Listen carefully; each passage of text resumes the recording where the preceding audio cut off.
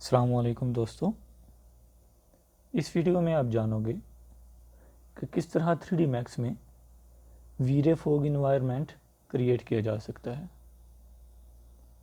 तो चलिए लेक्चर को स्टार्ट करते हुए 3D मैक्स को ओपन कर लेते हैं।